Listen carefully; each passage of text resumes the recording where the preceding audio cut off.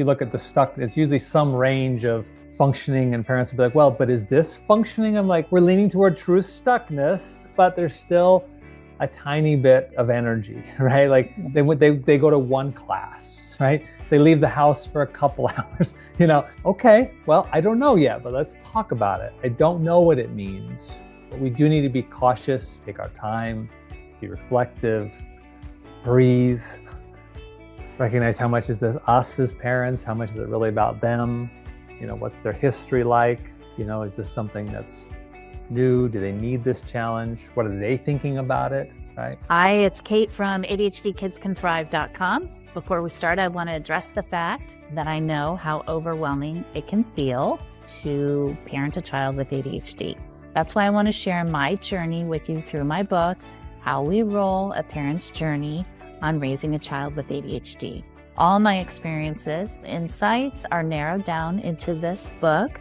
To help you get started, I've made the first 3 chapters of the book available to you for free. You can check out through the link in the show notes below.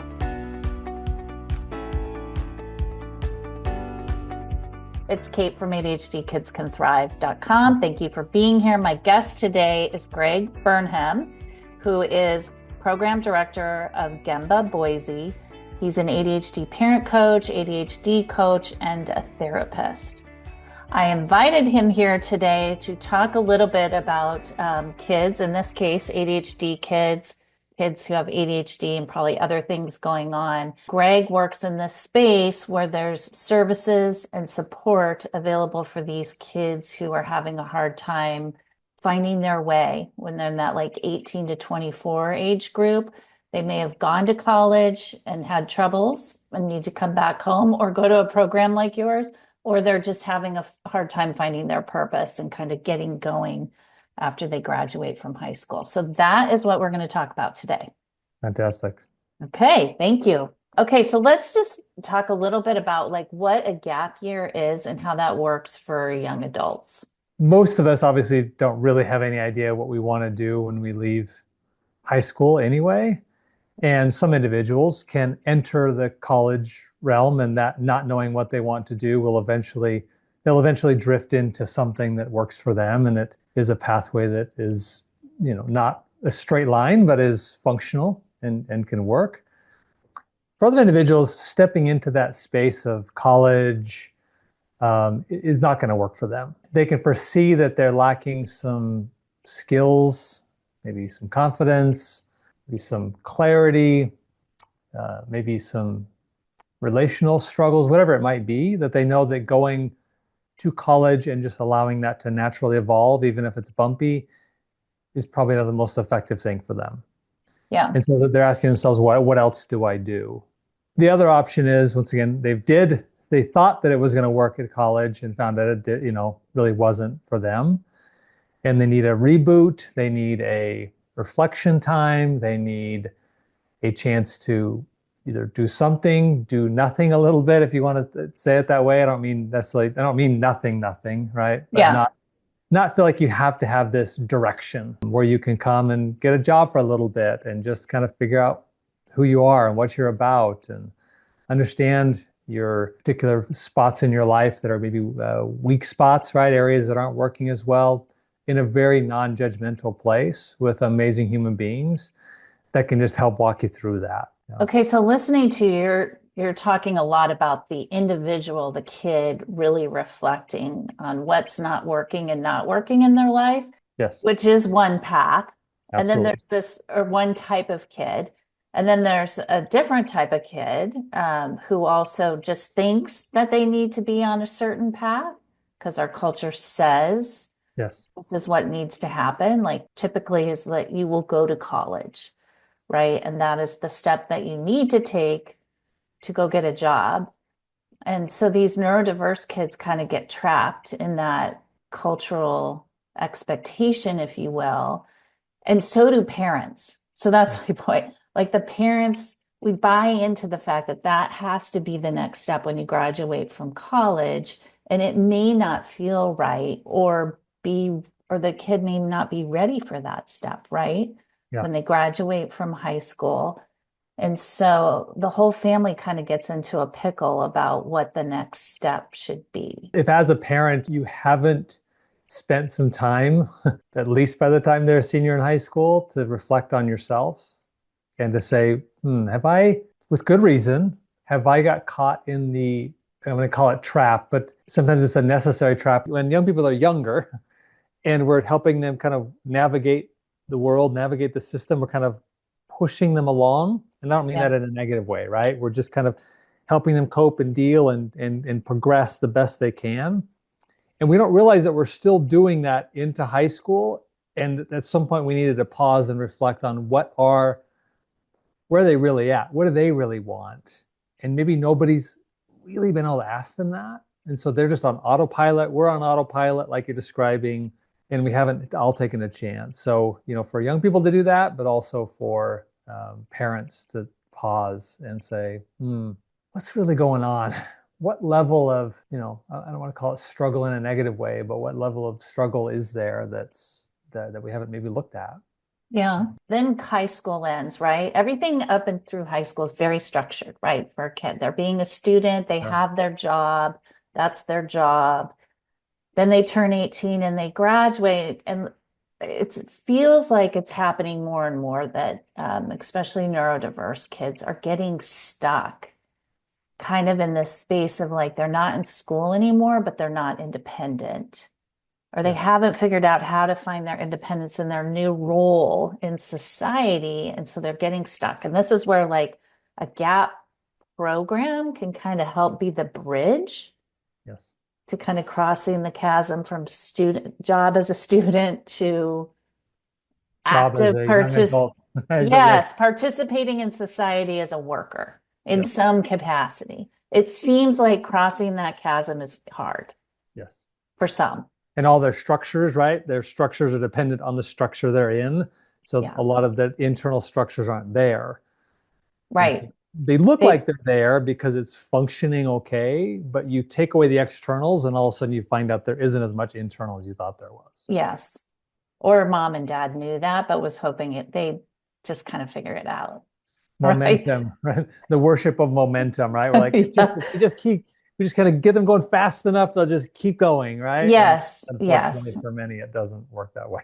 Yeah. Okay. So what is your view of what's happening in this? Like, what are you seeing in the practice that you do? What's kind of happening with our young adults? I don't necessarily disagree with all the common rhetoric. I mean, I could list all the common rhetoric, right? We're not letting kids fail enough, and they're not doing things on their own enough, and technology. And I don't think that those things are irrelevant. Well, I do think that our society is growing faster than we have tools to adapt to it. Like it's evolving faster than we have tools to adapt. So I think that's absolutely true. I think we're playing catch up, right? And you think kids are getting kind of caught in that? They're getting caught in that.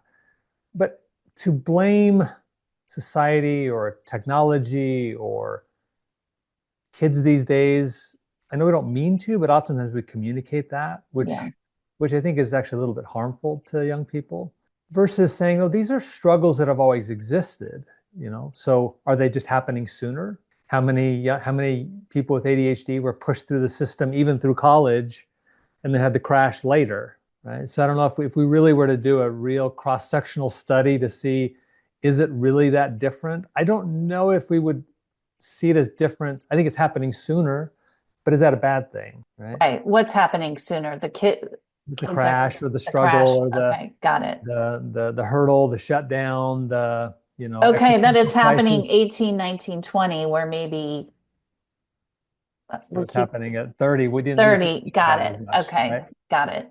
Or it happened at random times, so you didn't see it as concentrated. So when you look at it concentrated, it looks like it's new, but my hypothesis is I think there is something happening. I'm not denying that, right?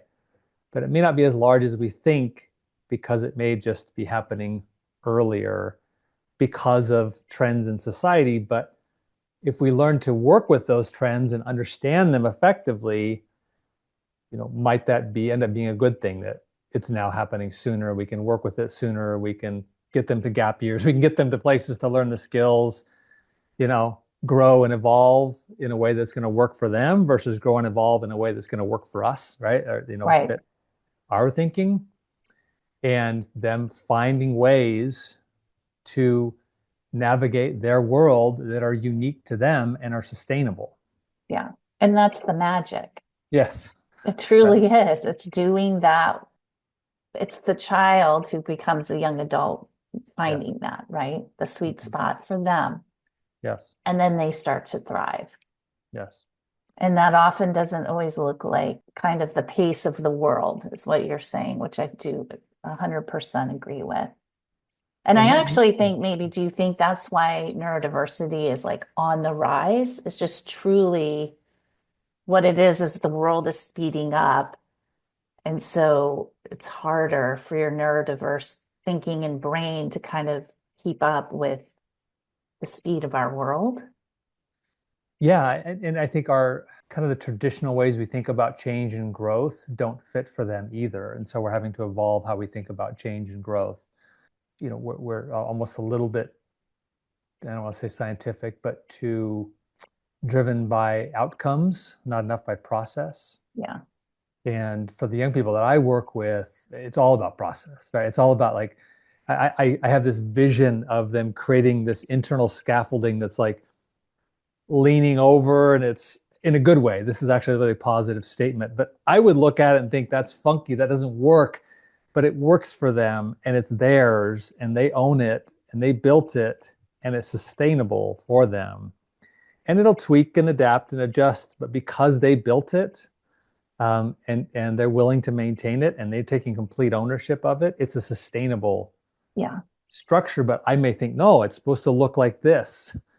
And they're like, but I don't look like that. And you have to, how much of our work is letting go of, like perpetually over and over and over again for every individual we work with, letting go of some fixed idea of how they're supposed to do executive functioning, right? Some Right. fixed idea about how they're supposed to manage emotions. Well, you're not doing mindfulness. So if you're not doing mindfulness, then how are you managing your emotions?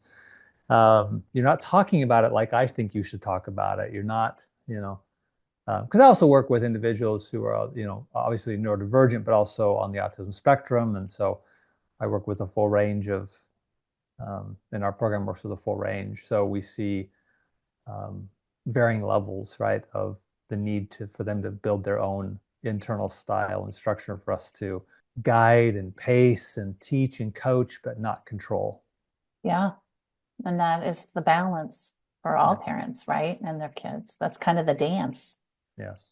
That's the assignment if you have a neurodiverse child.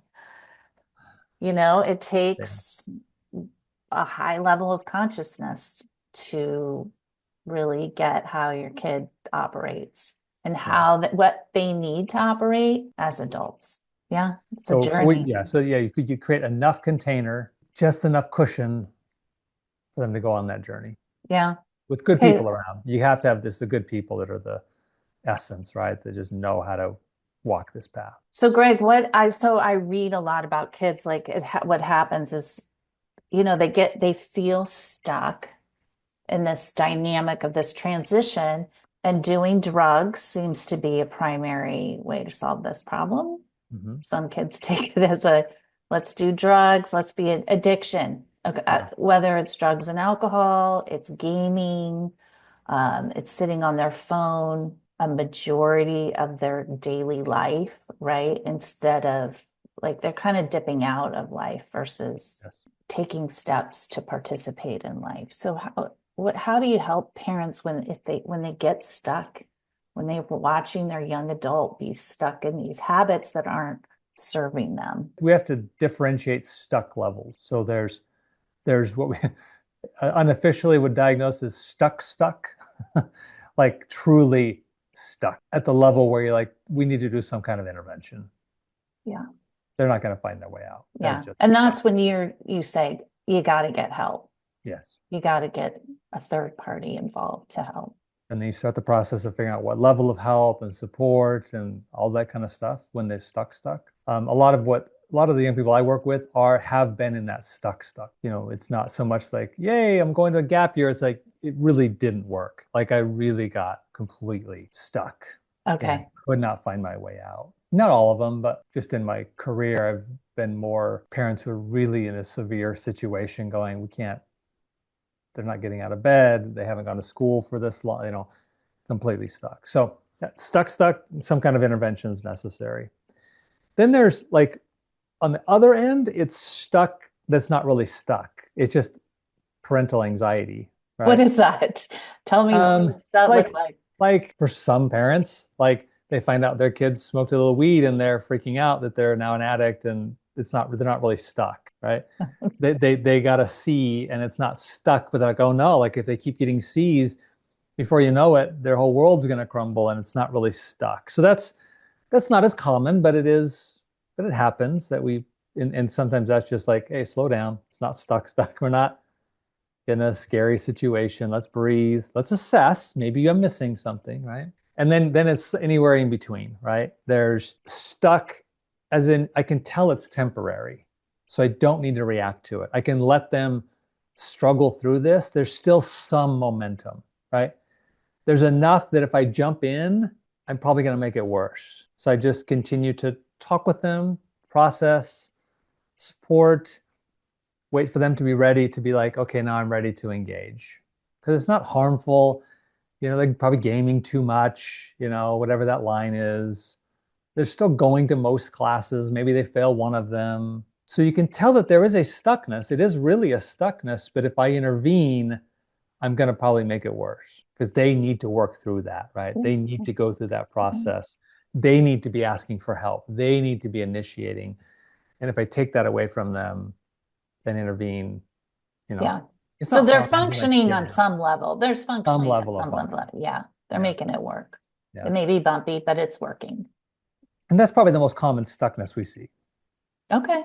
right? I mean, if you look at the stuck, it's usually some range of functioning, and parents will be like, well, but is this functioning? I'm like, okay, now we're getting kind of we're leaning toward true stuckness, but there's still a tiny bit of energy, right? Like they go to one class, right? They leave the house for a couple hours, okay, well, I don't know yet, but let's talk about it. I don't know what it means, but we do need to be cautious, take our time, be reflective, breathe, recognize how much is this us as parents, how much is it really about them, what's their history like, is this something that's new, do they need this challenge, what are they thinking about it, right? What is the relationship like? So you have a lot of maneuverability in those middle spaces that are scary as a parent, but still take your time, right? There's no need to be too reactive in that space. Because if they, worst case scenario, they do fail the semester, was there still learning that happened because you didn't try and control it? And so if they fail out of school, do you recommend them instead of coming back home? I mean, you could get it, it's up to the parent whether they want to pay for another semester, right? Yeah. How long are they going to go of paying for semesters of failed classes?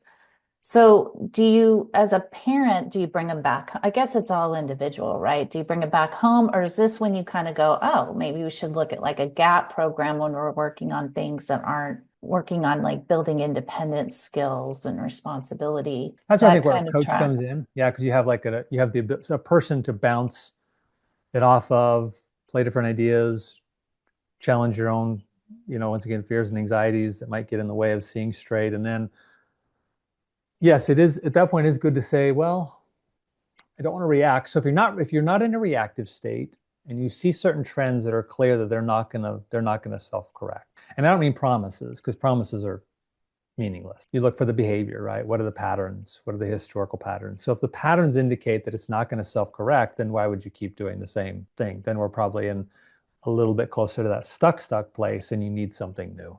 Yeah. And if you're in that place, then yeah, you start looking at what other options are there collaboratively with, because if you haven't reacted, then you're able to be more collaborative with your young adult at that point, Yeah. right? Because they're not like feeling controlled. And it's like you're with them. Like, okay, cool. Like, it's all right. I use that phraseology a lot. It's all right. No big deal. It just is what it is. Like, we're just here. It's not, we don't need to treat this like you got a lot of life ahead of you. We got a lot of opportunities.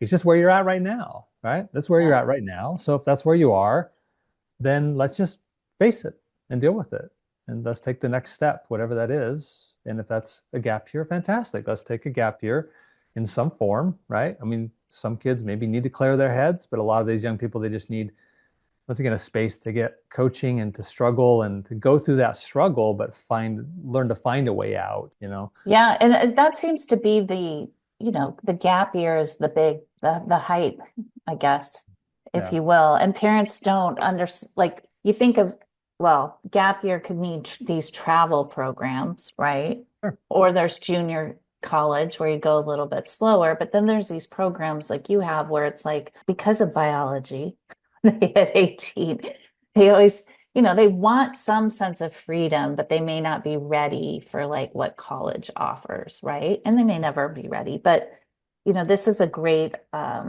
stepping stone. I see it as a great stepping stone for like if they're not ready for college, but they're not ready to be, most 18-year-olds anymore aren't ready to just like go live on their own, right?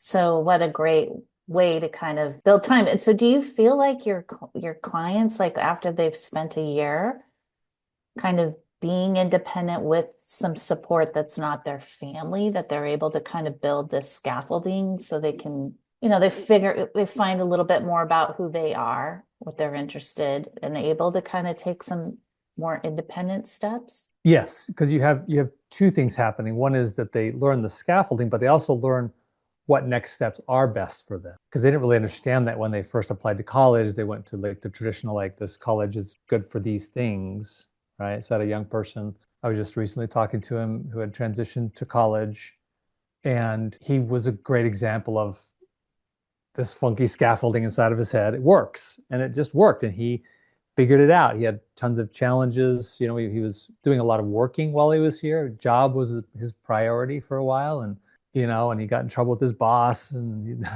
super anxious about that, and had lots of struggles, but figured it out, right?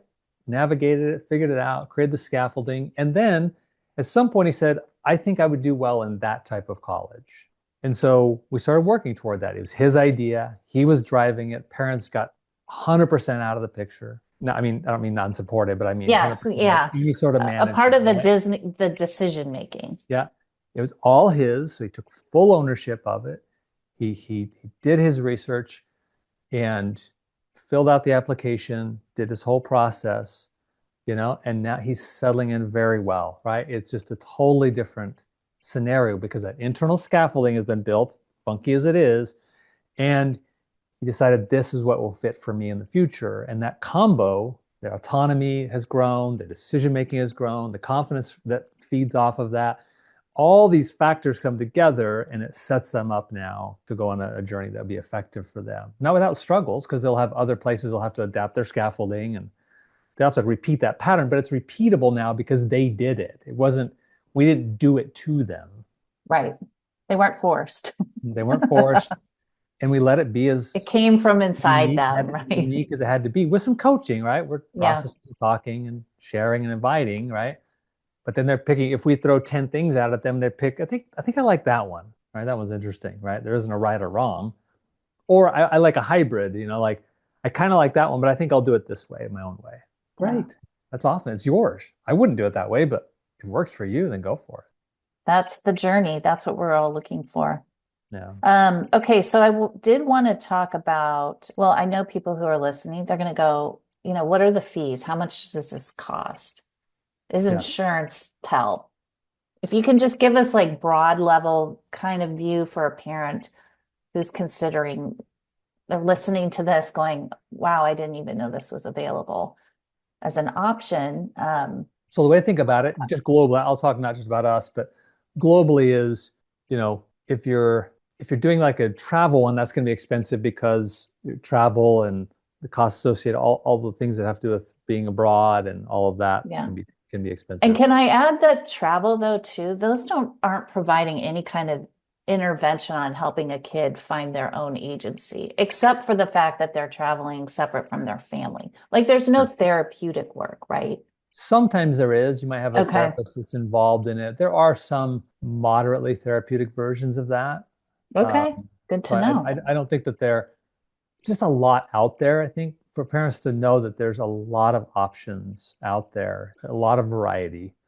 So now, and then when you lean toward us, we're going to be a little more expensive because we have a lot of therapeutic oversight, right? So we're going to have the type of people, the caliber of people that are really going to be able to help intervene and individualize it. So if we just create like this structure, this is the way we do things, right? Then we can hire less skilled people and they can just kind of do the formula, right? But if we're going to truly treat every person as an individual, so I think, if you were gonna do all of our services, be in our apartments, do everything, it's gonna be like 9,000. Okay. And right? do you recommend your students, what do you call it? Students, people who come, Yeah. what do you recommend? How long should they stay? Whatever they need, right? Like, do they stay for, most stay what's like around a really year. effective, like a year-long program? Yeah. Yeah, and some people realize that they're not like they find community here and they just realize that going to school here and living here. And so then we lessen services, right? So they can Oh, step all that's the way great. down to where they Yeah. just have coaching, they're living somewhere else, they come back and see us, you have that touch point and they found Because you're near Boise State. so Okay. BSU. Yeah. We have other communities. So people find that they're, a community college is better. They find that, a trade is better, right, for them. Once again, what's really good, you decide, young person. Like, I know it feels like a lot of pressure. We don't put that on them early on.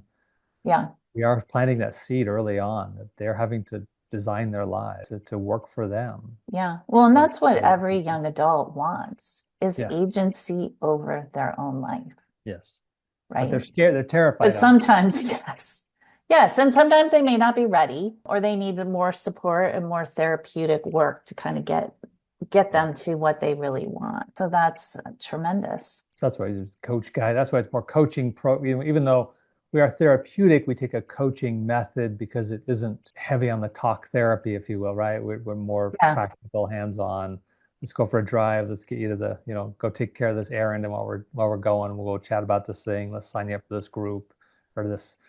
And we're more about, a lot of programs will be a lot about the programming is where you find your community. We're about find your community outside of us. Like we should be an anchor, maybe how you would think of your family as kind of your anchor point, but your family is not your community, right? You got to go out and find that.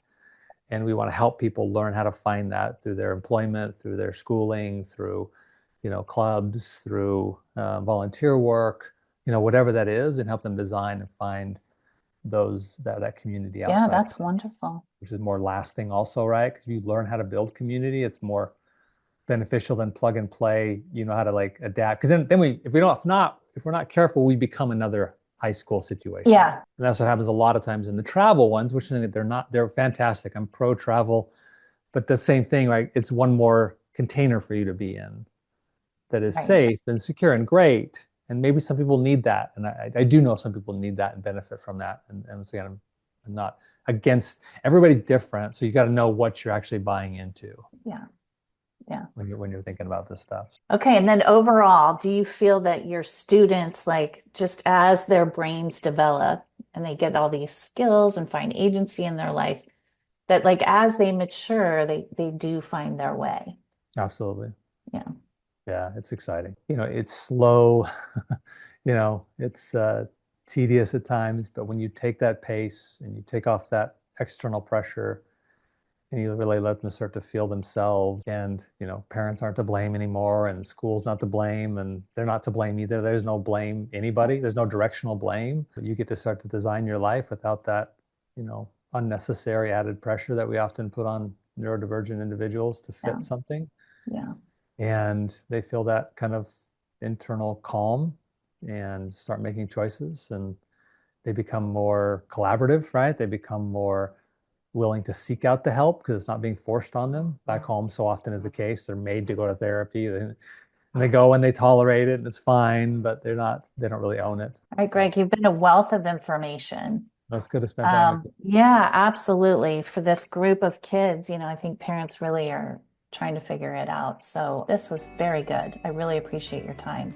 Great. Good to be with you, Kate. Yeah, thank you.